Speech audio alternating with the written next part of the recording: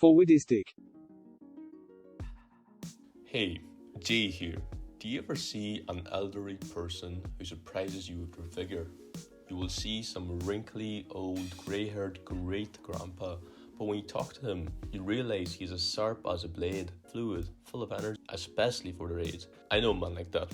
The owner of this tiny gym in the middle of nowhere that I used to go to. He was like 60, but he was built like a brick house with abs better than mine, really. Or my old maths teacher, who was due to retire, but he had 2 PhDs in statistics and computing.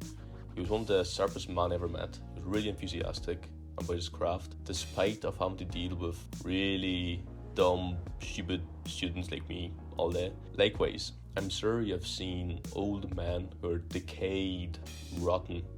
I work part-time in a small corner store between my university work, and trust me when I say that I see some men who have rotted completely.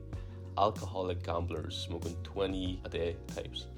They're not bad people, and to the contrary, a lot of them are more polite and helpful than most people today, but they're still rotten, literally. Imagine your lungs after smoking 20 a day for 40 years, or imagine your liver after drinking every day for 20 years.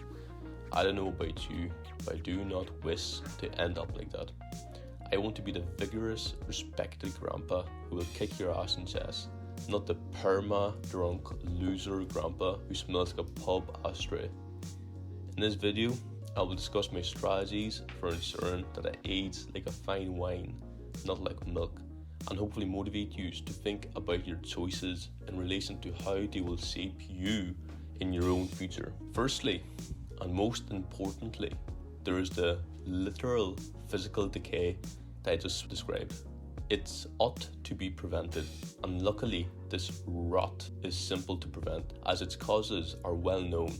In fact, many of these rotted men will tell you themselves the cause of their situation.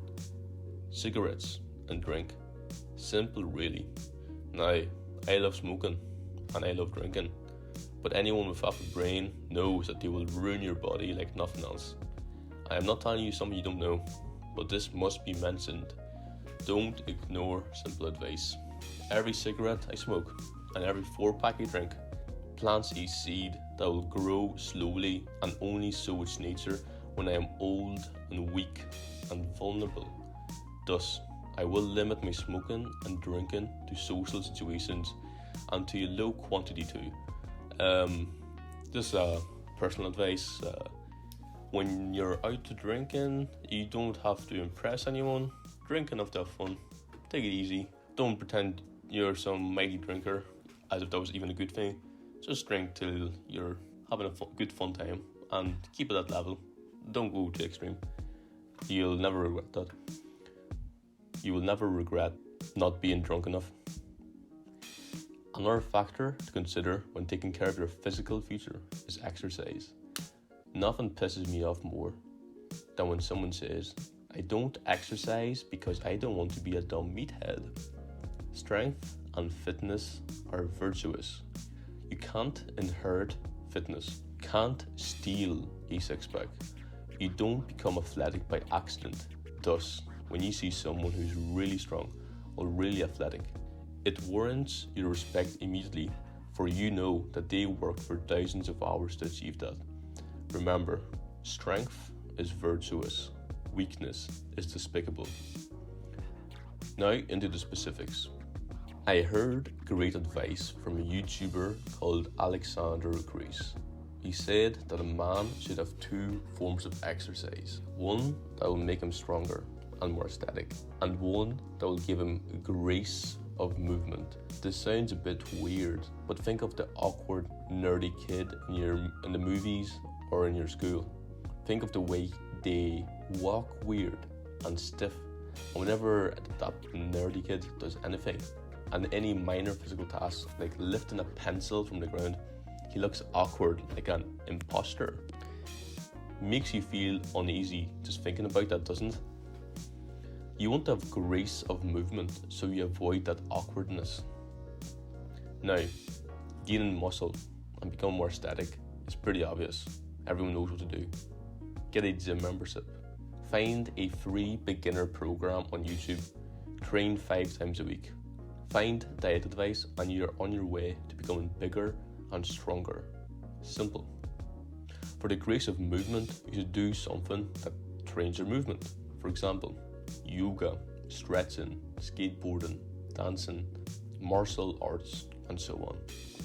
Training these two in combination will grant you strength, muscles, but also flexibility and mobility. For example of this combination in real life, check out Clarence Kennedy on YouTube. He's an Irish elite level weightlifter who just throws hundreds of kilograms over his head like it's nothing.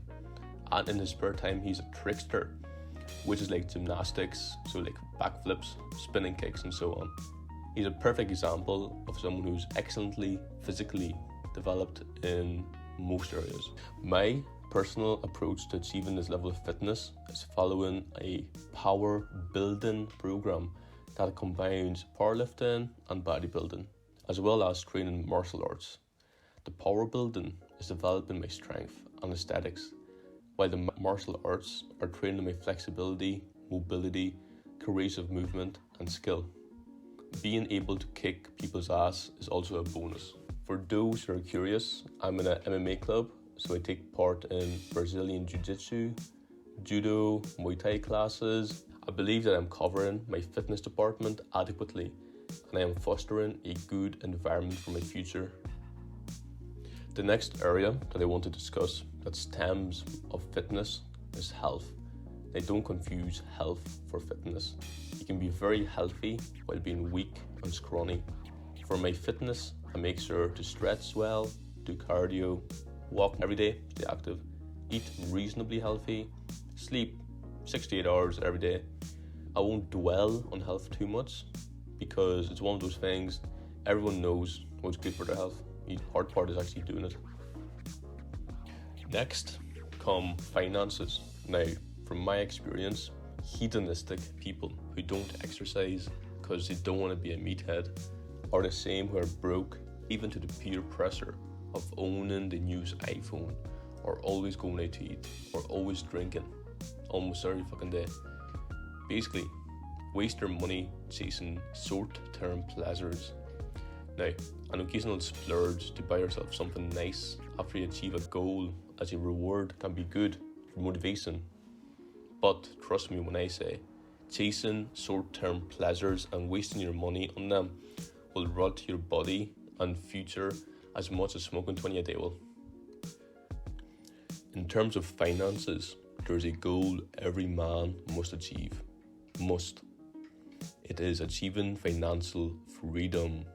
That's a critical part of any man's life and deserves a video of its own. However, basically, you should not be working a dead-end job.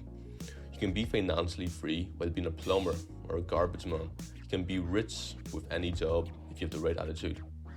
So make sure you're advancing your career no matter what it is. And here's a good specific goal to keep in mind.